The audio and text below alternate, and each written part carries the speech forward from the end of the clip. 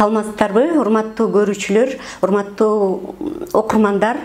Политклиника медиасынын Сереп программасы назарыңыздарда. Берүүнү мен Айгүл Бакеева алып барам. Бизде мейманда Борбордук шайлоо комиссиясынын мүчөсү Атыр Абдрахматова. Саламатсызбы? Дүйнөдөгү коронавирус пандемиясы көп нерселерге өзгөртүүлөрдү киргизди.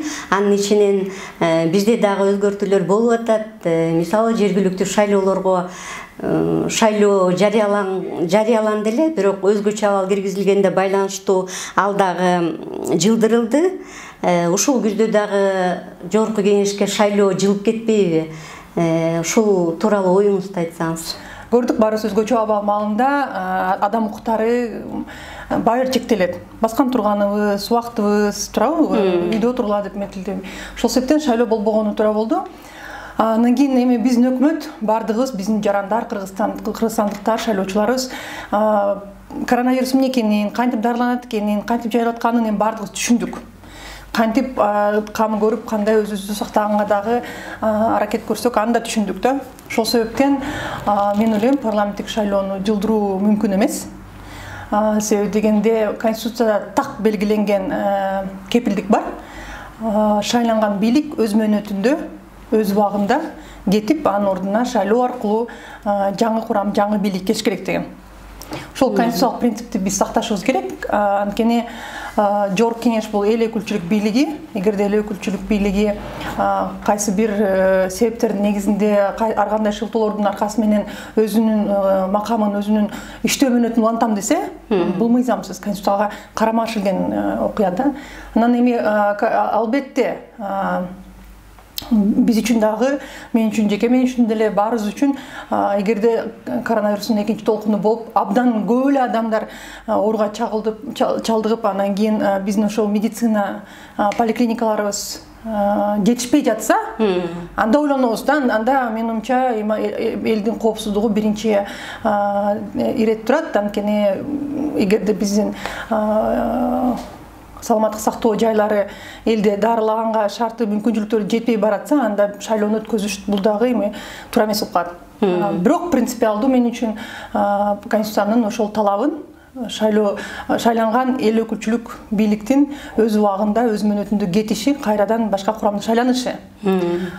Андан кийин эми ойлойм, биздин ошол саясий партияларга, Борбордук шайлоо комиссияга, өкмөткө, бардыгыбызга эми бул белгилүү нерсе болуп калды, коронавирус эмне экенин. Ошол себептен 4 айга жакын мөөнөт бар, даярданып, толук кандуу кам көргөнгө мүмкүнчүлүк, шарттар бар деп ойлойм да. Андан сырткары эми бюджетте өзүңөр билесиздер, алдын ала бюджеттин кийинки жылдын бюджети мисалы быйыл бекитилет. Буга чейин мен айтып келгем, ушул бюджетти ары бери эле корото бербей жөнү жок. Экөөнү бириктирген туура болот го депчи. Экөөнү бириткөрүүнү сиз колдоп атасыз, э? Албетте, андан сырткары бул эми 1-июнга чейин болгон менин пикирим болчу. Бирок 1-июндан баштап жергиликтүү кеңештердин депутаттарын шайлоо боюнча мыйзамга ылайык, акыркы өткөн жылы кирген өзгөртүүлөргө ылайык бизде бирдиктүү шайлоо күнү кирген да жергиликтүү кеңештергечи, мисалы жазында, күзүндө бир болот депчи. Андан кийин ошол жерде так берене бар. 4-ч беренеде так көрсөтүлгөн. Эгерде жергиликтүү кеңештердин депутаттарынын иштөө мөөнөтү 1-июндан баштап 31 ноябрга чейин бүтсө, анда ал жергиликтүү кеңештер октябрда шайлоо өтөт. А эгерде ошол жылы президенттик же парламенттик шайлоо болсо, аны менен чогуу чек деген берене бар, талап. Мыйзамда. Ошон үчүн биз эми мен бул маселени күзүндө, анан кийин парламенттик шайлоо өтүшүнү буга чейин колдоп келгем. Азыр болсо бул мыйзамдын шарты. Эгерде биз ошол башталган, анан токтотуп турган жергиликтүү кеңештердин шайлоосун мыйзам чегинде өткөзөсөк, анда биз парламенттик шайлоо менен чогуу өткөзгөнгө милдеттүүбүз, бул мыйзамдын талабы. Анан кийин жергиликтүү кеңештердин шайлоосу боюнча кыска айтып кетсем, баарыбызга чоң мындай күтүүсүздөн болгон саясий манипуляция оюндар болуп кетти. Жанагы Ошто, Токмокто, Караколдо көптөгөн массалык элди каттоо болгончу. Уккандырсыңар, Ошто мисалы 40 миңге жакын адамды, Токмокто 40 миң жакын, Ошто 40 миңди 1,5 айдын ичинде катташкан. Биз ошондо отуруп атайын кыздар, балдар менен, эксперттер менен, журналисттер менен санап көрдүк, 1 саатына 30га жакын адамды каттаганга үлгүргөн экен да, эми бул мүмкүнчүлүк жок да эмчи. А ушундан кандай жыйынтык чыкты? Бир тилекке каршы муну да кайталап келтам. Тилекке каршы бул боюнча жыйынтык жок. Борбордук шайлоо комиссиясынан менин коллегаларым ошол эле төрайым айтып жатышат, биз аларды шайлоочулардын тизмесине киргизбейбиз депчи. А бирок мен дайыма талап кылганым, кандай окуя болбосун мыйзам чегинде иштешибиз керек. Мыйзам чегинде Бош айкомдун андай укугу жок. Ким шайлоочулардын тизмесине кирет, ким кирбейт дегенгечи. Муну укук коргоо органдары сөзсүз түрдө далилдешке болчу. Кылмыштуу кызыкчылыктын аркасы менен бул адамдар шайлоочулардын тизмесине киргизилгенге аракет кылынды. Мыйзам бузулду. Ошол эле ички миграция тууралуу мыйзамдын бузулушу эми анык эле да. А бирок тилекке каршы биздин башкы прокуратура, укук коргоо органдары ушул 4 айдан бери эстеген бул суроону биз качан көтөрдүк? Апрелде. Жок, апрель эмес, апрель уже карантинде отурдук. Март, февралда көтөрдүк. Февралдан бери азыр эми уже жай башталды. Эсиңиз 4 ай болду. 4 айдан бери эч кандай жылыш жок. 4 кылмыш ишинин катталган экен, жана бирдиктүү реестрде. 4. А бирок ал ошол 3 шаардын боюнча 4 эле. Ошол 4-өөнө бардык, мисалы ош шаары боюнча 2 иш ачылса, анда ошол 2 ишке ошол 40 миңдин баары текшерилип атат, текшерилген жокпу? Башкы прокуратура жооп бере албайт. Анан кийин мен баягы тактасам, мына пандемия амалында баарыбыз үйдө отурдук. Мисалы самоизоляция болупчу, баарыбыз үйдө отурдук да. А бирок укук коргоо органдары, ошол эле милиция кызматкерлери, ГКМБнын кызматкерлери жанагындай жарандык активисттерге жолсо ошол биздин дарыгерлерге, эгерде алар каршы пикирин жолсо реалдуу ошол коронавирус менен болуп аткан күрөштүү жагдайларды айтып атса, үйүнө чейин барып таап барып, профилактикалык сүйлөшүүлөрдү жүргүзүп, алардын оюнан баш тартырды го. Анан менден сурадым да, мисалы башкы прокуратурадан кантип ошол мисалы жанагы 40 миң шайлоочу ошто катталган экен, силер үйлөрүнө бардыңарбы, кыдырдыңарбы, милиция кызматкерлери барып такташтыбы, кандай иш жүргүзүп? Пандемия, коронавируста баарын эч ким чыкпай атат үйүнөн, эч ким бизге келбей атат, милиционерлер да бара албайт, анткени карантиндик чектөөлөр бар депчи. А мен айттым да, анда эгерде карантиндик чектөөлөр болсо, анда беркилерге кантип баратасыңар, дарыгерлерди коркутканга, активисттерди коркутканга, милиция кызматкерлери баратышпайбы үйүнө? Туурабы таап? А эмнеге силер жанагынтип мыйзамсыз шайлоону, добуш берүүнүн жыйынтыктарын бурмалоого аракет кылган адамдарды барып сүйлөшпөйсүңөр? Тилерге барса болот, буларга барса болбойт деген кош стандарттуулук болуп атат да. Анан эми бул маселени дагы мен ишенем, ачык борбордук шайлоо комиссиясынын балким жыйынында да талкуу кылабыз. Жогорку кеңеште өткөндө башкы прокурордун отчетун бекитип атканда мен ойлонгом, ошол депутаттар сөзсүз түрдө бул маселени козгоп, бул маселе боюнча эч кандай жылыш жок деп баа берет деп. Тилекке каршы андай болгон жок. Пандемияны жаманып бардык саясий партиялар тилекке каршы ошо элге жардам бере атабыз деген менен саясий пиар жүргүзүштү. Үгүт иштерин жүргүзүштү. Андан кийин ошол добуштарды сатып алуу, элге акысыз кызмат көрсөтүү, тамак аш таркатуу кылып мыйзамдарды бузуп коюшту да. Анткени биз 23 мартта Бош айкомдун чечимин чыгарганбыз, жана президенттин жарлыгына ылайык шайлоо токтотулат. Үгүтчүлөр токтотулуш керек деп. Анага карабастан ошондой ызчууга барышты да. Анан кийин президент айтып кеткен, силер жардам берсеңер бергиле, бирок саясий упай топтоп, саясий оюндарды улантпагыла деп эч ким аны уккан жок. Ошол себептен мен ойлойм, сөзсүз түрдө ошол бардык катышкан партиялардын ошондой добуш сатып алууга болгон иш аракеттерин не баа берип, анан кийин желектүү кеңештин шайлоосун улантыш керек да. Ошол эки маселени чечпесек, анда алдын ала ошол 30 желектүү кеңештердин шайлоосу бурмаланды деген. Ушу чечип алган шайлоого барыш керек. Менин пикиримче. Бирок канчалык деңгээлде башка Бош айкомдун мүчөлөрү муну колдойт эми чоң суроо да. Эгер жогорку кеңешке шайлоолор жылып кете турган болсо, анын мыйзамдуу жолу кандай болот? Ушул депутаттар эле иштей береби же кандай болот? Менин пикиримче биз шайлоону убагында өткөзөбүз. Биз жылдырганга эч кандай бизде шарт, эч кандай мүмкүнчүлүк. Бир гана ошол коронавируска жугузган адамдардын саны кескин чоңойгону болбосо эле. Коркунуч ошол медицина тармагы көтөрө албайт, ошонун баарын кепилдик бере албайт, дарылай албайт деп ошондой коркунуч турса, анда албетте андайга бара албайбыз да. Мен шайлоо болсун деп мен деле талап кыла албайм. Бирок эгерде азыркыдай шартта болсо, мен ойлойм, шайлоо жылдырылбаш керек. Конституциянын талабы боюнча өз мөөнөтүндө парламенттик шайлоо өтүш керек. Анткени эгерде бийлик ошол мен жана айтып кеттим го, бийлик өз убагында өз мөөнөтүндө алмаштырып турулбаса, анда өзүнүн макамы менен ашыкча пайдалануу, өзүнүн укуктарын кеңейтүү башталат да, парламент тараптан дагычы. Бул президентке да парламентке тиешелүү. Анткени элдин атынан сүйлөп аткан, элдин атынан шайланган эки эле bizde институт бар да, бул парламент жана президент. Ошол себептен алар элдин алдында жооп берип, кайрадан шайлоого чыгып, шайлоодон утуп келиш же болсо утулуш, бул ошол элдин болгон баасы да, эгерде ишенсе, толук кандуу иштегенине макул болсо, анда кайрадан шайланганга мүмкүнчүлүк бар. Эгерде жок, жаман иштедиң десе, анда кетириш керек. Но бир гана мыйзамдуу нерсе бул шайлоо жыйынтыгы менен да. Ошол себептен мен ойлойм, биз шайлоону жылдырбайбыз, шайлоо өз мөөнөтүндө өтүш керек. Андан кийин көрүп атпайбызбы, азыр мисалы Россияда августтун башында конституцияга өзгөртүүлөрдү киргизүү боюнча референдум өтөт. Андан сырткары күзүндө Россияда жергиликтүү ошо шайлоолор өтөт. Башка мамлекеттер эми бизден эртерээк шайлоо процесстерин өткөзгөндөрү бар. Ошол эле Россия, Беларусь. Мен ойлойм, биз ошолордун азыр иликтеп изилдеп мониторинг жүргүзүп атабыз. Мен мисалы жеке өзүм дагы, анткени коронавирус ошол оору бир гана себепте оору. Кандай алар иш аракет көрөрүнчү, кандай коопсуздук маселени чечип атканын. Анан алардын тажрыйбасын эске алып, өзүбүздүн эми мүмкүнчүлүктөрү, шарттарды билгенден кийин биз ошол коопсуздук маселелерин толук кандуу чечиш керек да, башка. Андан сырткары бизге Борбордук шайлоо комиссиясына эл аралык донорлордун тарабынан абдан жакшы чоң жардам берилет да. Анан мен билишимче ошол көбү ошол маска, антисептиктерге атайын ошондой коопсуздук шайлоо учурунда ошол коротулмай болду да. Ошол себептен парламенттик шайлоону өз убагында өткөзүү зарыл. Зарыл, э? Эгер жылдырылып кала турган болсо, бул мыйзам жол береби ага? Эми бул кайтадан эле талкууну жаратып, эмнеге өз убагында өтүш керек дагы? Азыр тилекке каршы Жогорку Кеңештин азыркы курамына элдин нааразычылыгы абдан чоң. Коомчулуктун жанагы эле массалык маалымат каражаттарын же сөз эркиндигин чектөө боюнча дагы мыйзам долбоорлору каралып атат.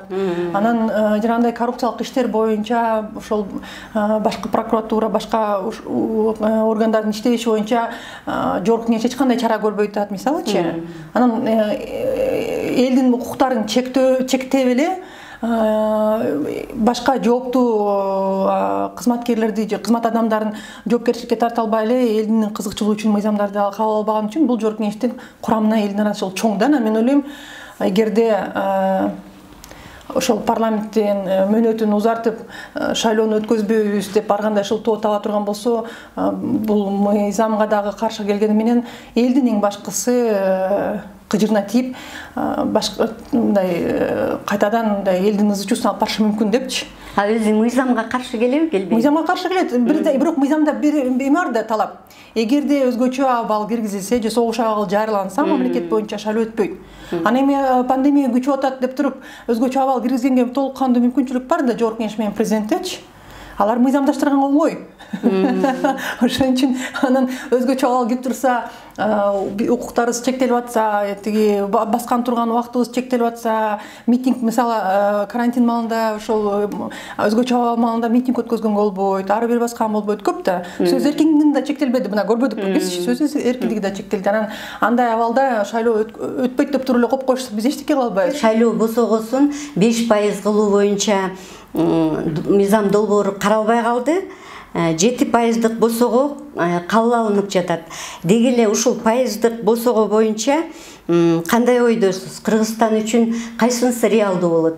3 шарт турат, 3 тоскоолдук турат да, шайланам деген адамга, эсиңиз. Анан кийин жөнөкөй бүлөдө чыккан, мисалы азыр мынакей жаштар, ошол эле журналистикада, IT кызматында, ар кайсы тармактарда жүргөн жаштар, биринчиден эгерде шайлоого барып, чындап эле биздин саясатчылардын муун алмаштырабыз, жаңы адамдар келсин десек, биринчиден 5 миллион шайлоо күрөөсүн төгүш керек.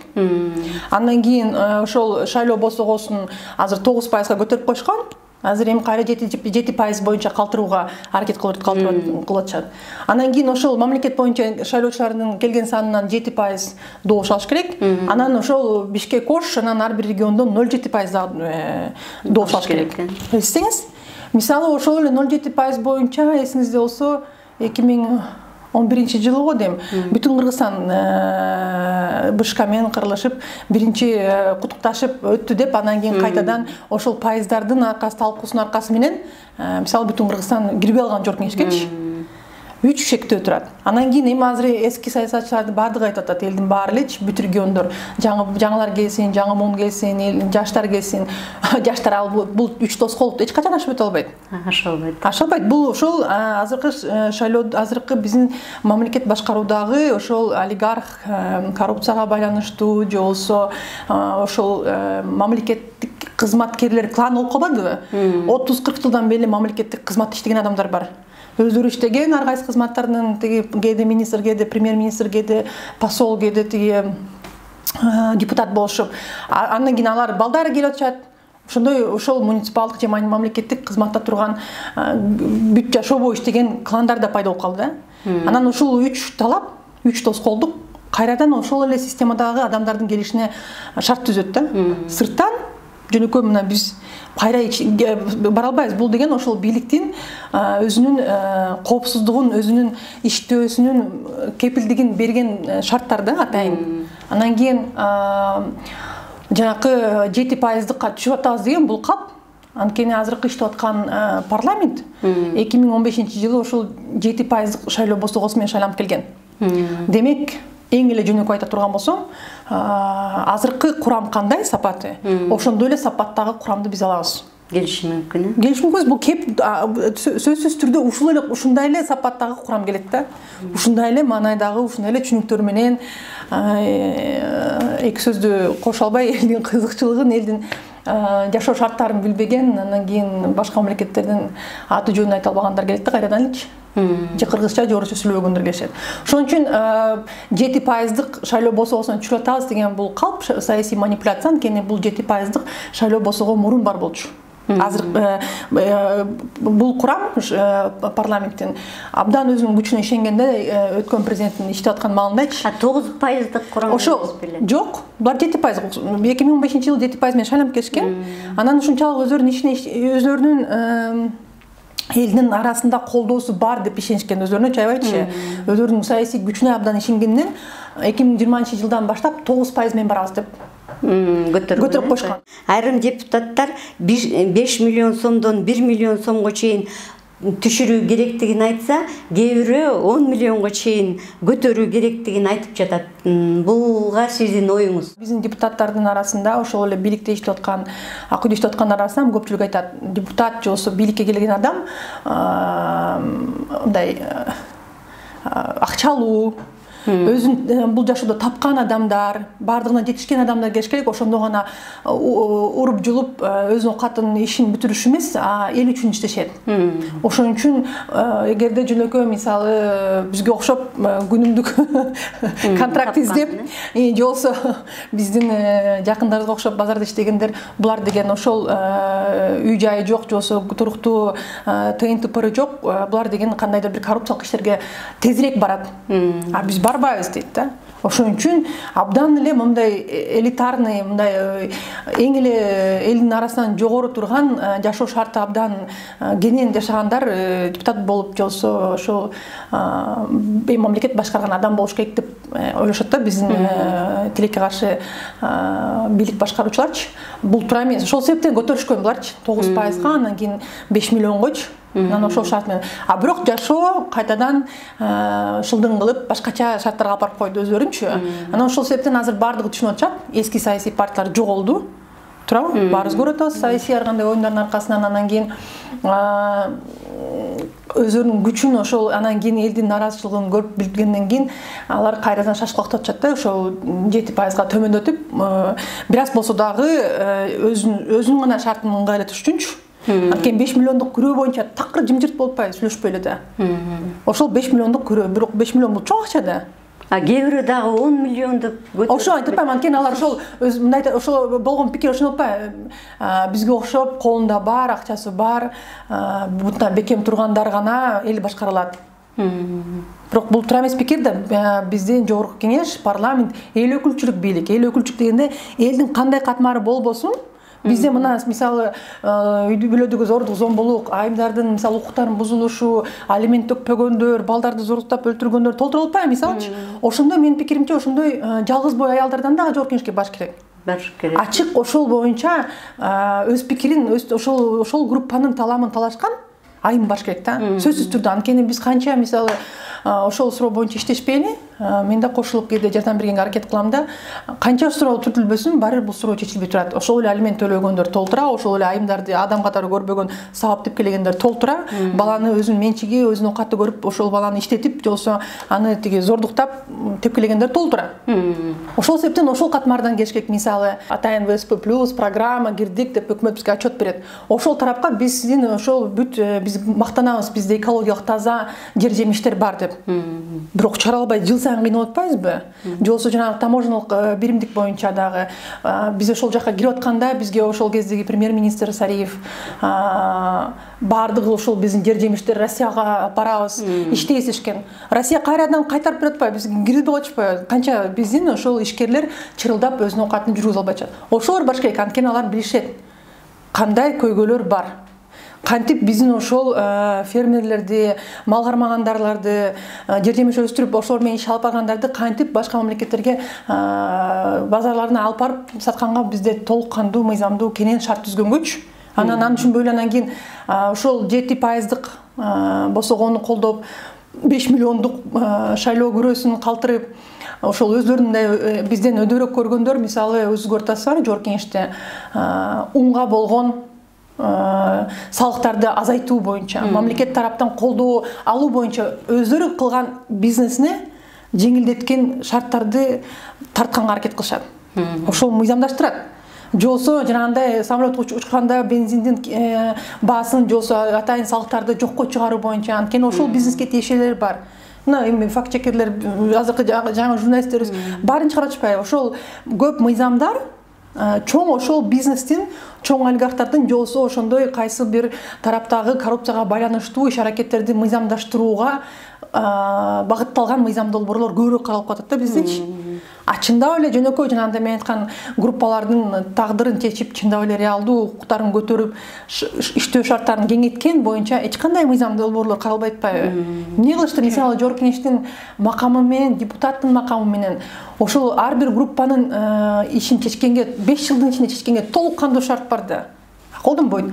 Ошол себептен бизге сөзсүз түрдө мен ойлойм, азыр тилекке каршы бул суроого да президент кийлигишип кетти. 7% босогоо болгону тууралуу го депчи. Мен ойлойм, балким президентке бир тараптуу маалымат жеткен да. Анткени көп партия болот, андан кийин эгерде азайтсак, шайлоо күрөөсүн алсак, бирок бул биринчиден эл аралык принцип, мен айткандай экөөнүн бирөөсү болуш керек. Социалдык аралыкты сактоо менен мисалы азыраак киши өлүп калышы мүмкүн, же азыраак киши добуш берип калышы мүмкүн. Ошондой бир 2,5 миллиондун тегерегиндеги шайлоочулар добуш берсе, ошонун арасынан 7% 140 миңден ашыгыраак болот. Добуш алыш керек да, Отам деген партия. Күрөөнү төккөндөн кийин 5% болсо бул 100 миңдин тегереги. Эстеңиз, ошондо 40 миң шайлоочунун ары бери ометкени да, ойноткондору да. Эгерде ошол мисалы азыр иштеген 6 партия келди иштеп 5%га түшүрсө, балким 8 же 9 партия келип калышы мүмкүн. Бирок алар баары бир биз партияларды, биздин борбордук шайлоо комиссиясынын төрайымы да калп айтпады жогорку кеңешке барыпчы. Бул деген элди консолидацияга, элди бириктиргенге, ынтымакка алып келди, саясий партиянын күчтөнүп иштешине алып келди деп. Бул жалган. Бул өзүнүн Элдебекова өзүнүн ошол төрайым болгон укуктары менен ашыкча колдонуп, жекече өзүнүн пикирин биздин бардык биздин мүчөлөр менен кеңешпей өзүнүн пикирин борбордук шайлоо комиссиясынын пикири катары билдирген. Шайлоо комиссиясы ошол өзүнүн пикирин айтканга укугу барбы? Төрайымы катары бардыгыбыз, мисалы биз кайсы бир саясий партияга же болбосо кайсы бир бийликке, бийлик адамдарына боор тартпашыбыз керек. Тең тараптуу көз карандысыз болуш керек да. Бул көз карандуу болгондугун көрсөтүп койду дагы, ошол башка адамдардын пикирин билдирип койду. Мен ойлойм, президентке так маалымат жеткириш керек. Президент түшүнүш керек, азыр ушул 7% менен кайтадан эле ушундай сапаттагы курам келет. Ушундай эле сапаттагы курам менен биз эч кандай реформалар жүргүзө албайбыз. 5% курам менен мисалы жана айтышпайбы регионалдык партиялар же болсо улутчул же динге байланыштуу партиялар келип калышы мүмкүн депчи. Бирок эмнеге биз өзүбүздүн элибизден коркушубуз керек? Элдин арасында ошондой пикирлер, ошондой маанайлар бар болсо, ооруган эмне ооруну жашасаң өлүм ашкере кылат дегенде, эгерде ошондой маанайлар көбүрөөк болсо, эмнеге аны жашашыбыз керек? Келишсин, иштешсин. Коом кандай болсо, да, шайлоонун жыйынтыгы биздин парламент ошондой да. Ошол себептен мен ойлойм, өзүбүздүн жарандарыбыздан, өзүбүздүн элибизден бийлик коркпош керек. Дагы 5%га түшүрүп, жана шайлоо күрөөсүн негизде жокко чыгарган туура болмок. Эми бирок азыр жокко чыгаруу боюнча Жоркеничте эч кандай мыйзам долбоору жок. Ошол 5 миллиондук шайлоо күрөөсүн 1 миллионго түшүрүү боюнча, анан кийин шайлоо босогосун 5%га түшүрүү боюнча мыйзам долбоорун көгөрүп эле регламентти бузуп Жоркенич карабай атпайбы? Такыр жок, регламент боюнча, мыйзам боюнча, Жоркеничтин регламенти мыйзам боюнча төрага абдан чоң ката чыгып келет да. Мен билбейм, эртеңки күнү элдин арасына барып кантип жооп берер элем, ушунчалык мыйзам бузууларга барып ачык баратканына. Биринчиден парламенттик укугу болуш керек болчу. 7% болобу, 5% болобу, бардык боюнча мыйзам боюнча парламенттик укугу болуш керек болчу. Демек элди чогултуп, ошол тарапта иштеген эксперттерди, уюмдарды чогултуп талкуулаш керек болчу. Ошондо пикирлер алмашуу болуп, эми чындап эле көбүрөөк, мисалы азыр ушул суроо боюнча мен 5-6 киши айтып атпайбызбы, бул боюнча мыйзамсыз эл алык стандарттарды түшүндүрүп, көбүрөөк түшүндүрүү иштер болмок. Биринчиден андай болгон жок, мыйзам бузуу. Экинчиден 7%дын долбоору президент Жоркеничке келип, ошол 7% болгону туура болот го деп пикирин билдиргенден кийин мыйзам долбоору пайда болду. Ошол мыйзам долбоорду эртерээк түртүп атышат дагы. Берки 5% боюнча демилгеленген мыйзам долбоору ал өткөн жылы декабрда демилгеленген да. 7% жазында демилгеленген. Анан ошол кышта пайда болгон мыйзам долбоорду талкууга чыгарып, Жоркеничке чыгарбай эле тигин түрткөндөрү бул дагы регламентти бузуу. Биринчи жазылган мыйзам долбоорун карабай. Андан кийин Жоркеничтин ошол регламент жөнүндө мыйзамын алайык. Менин пикиримче эки мыйзам долбоорду бириктирип, парламентте талкуу өткөзүп туруп, анан бир орто чечимге келсе болмок да. Ошондо Жоркеничке азыркы кабыл аткан мыйзамдарга, демек ошол мыйзамдардын алкагында жүргүзүлгөн шайлоого элдин ишеними жогоруламак. Эгерде ошол шайлоо боло турган жол жоболорду биз мыйзамдарды кабыл алганда бузуулар менен кабыл алсак, анда кантип шайлоо өзү мыйзамды өтөт? Кантип элдер добуш берүүнүн жыйынтыктарына ишенет? Мен башынан башынан бузулуп калды да. Ошол себептен азыр эми ошону оңдоого парламенттин күчү жетпейби, менин пикиримче баары 7%ды өткөзүшөт. Бирок президентте билесиңер, конституция боюнча каршы пикирин билдирип, Жоркеничке кайтарып бергенге мүмкүнчүлүгү бар. Мен ойлойт элем, ошол эгерде президент чындап эле бардык тараптардын пикирин угуп, биздин элден коркпой, кандай маанай болсо элде, ошондой маанайдагы адамдар келсин бийликкечи. Ошондо сиздин оюңузча бизге реалдуу жана шайлоо босогосу 5% болуш керек, шайлоо күрөөсү жок болуш керек. Жок болуш керек. Ошон үчүн анан кийин жана регионалдык босоголор жок болуш керек. Ошондо гана чындап эле ошол бийликке же олигархтарга же болсо жанагындай айтпадымбы, мамлекеттик кызматкер кландарына тиешеси жок жаңы адамдар келет да. Элден сурулуп чыкканчы, эл өзү күттөп колдоп чыккан. Анда элдин дагы үмүтү пайда болот эле да, ошол жаштарды, ошол жаңы адамдарды суруп чыгып, түртүп, добуш берип алдыга сүргөнгөчү. Карасаңыз ошол эле Украина эми жакшы жактары да, жаман жактары да бар. Ошол эле Армения, Грузия мамлекеттеричи бардыгы унчукпастан жаштарга жол беришпедиби? Мисалычы, бир гана талап менен эски саясатчы, жаңы саясатчы, жаңы ошол эле мына балдар билишер, социалдык тармактарда жанагындай YouTube каналы абдан белгилүү болгон балдар, журналисттер белгилүү факт-чекерлер, белгилүү ошондой жаңы пайда болуп кайсы бир тармакта кичи бизнеси барлар, ошолор келишти да. IT тармактагылар келишти. Анткени эл өзү үчүн турат, азыр замандын талабы, жашаган шарт ошондой биздечи. Алар келиш керек. Анан бизде саясатчылар көбүнчө айтат да, ой, тажрыйба керек. Мамлекеттик кызматка барып иште, биринчи тиякта бол, анан жардамчы бол, анан бул бол, анан кийин айыл өкмөт бол, анан келесиң Жоркеничке. Бул калп, анткени ошол адам атайын саясий манипуляция да. Эгерде ошентип жаш бала баягы күнү мен студенттер менен мисалы Конституциялык палатанын мүчөсү Эмиль Өскөнбаев бар. Абдан өзүңөр билесиңер, принципиалдуу элдин сый урматына ээ болгон соттордун бири да. Андан кийин менин студенттериме эме кеңеш берип атпайбы? Мамлекеттик ишке барбагыла депчи. Анткени аң сезимиң өзгөрөт. Анткени сен ошол системага же каршы чыгасың, анда система сени же өлтүрөт, же жокко чыгарат. Же болбосо көндүрөт. А көнүп сынсаң, анда сен ошол системанын бурамасы болуп каласың да. Анан андай бурамасы болуп калсаң, сенин эмне пайда бар? Кандай айырмаң бар ошол эски саясатчылар менен, же ошолордун балдары менен, олигархтар менен, коррупционерлер эч кандай айырмаң жок болуп калат. Системанын бир гана эмеси болуп каласың.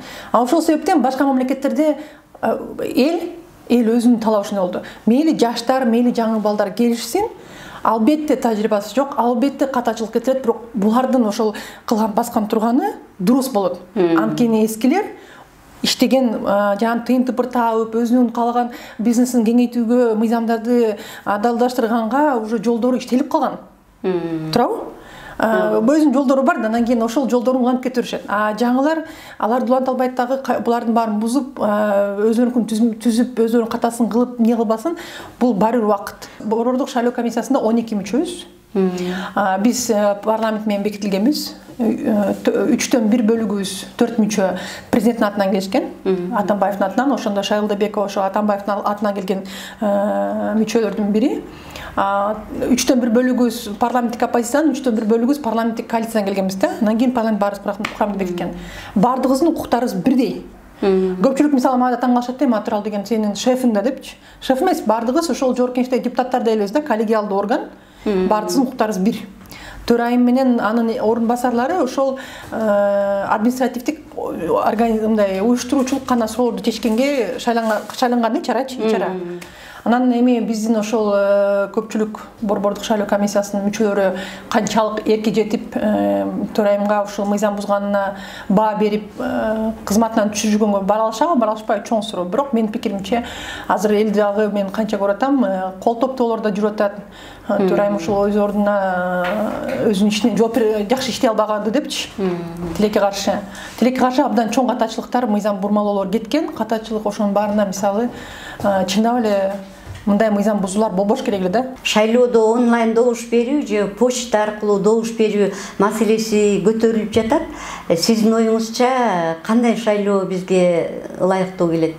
Бизде мыйзамдар боюнча эскиче эле калып атат. Автоматикалык урна, шайлоочу участкага баш керек, идентификациядан өтүш керек, бюллетенди алып добуш бериш керек. Анан автоматикалык урналар өздөрүн чыгарышат, анан колдук эсеп менен бюллетендерди санашат. Ушу менен жыйынтык чыгат. Бизде азыркы убакта онлайн добуш берүүгө тилекке каршы менин пикиримче шарт жок. Даяр эмеспиз. Биринчиден мыйзамдарга өзгөртүүлөр киргизилек. Ошол эле биометриканы киргизип атканда, ошол эле автоматикалык урналар киргизип атканда канча чаң тополоң болдук.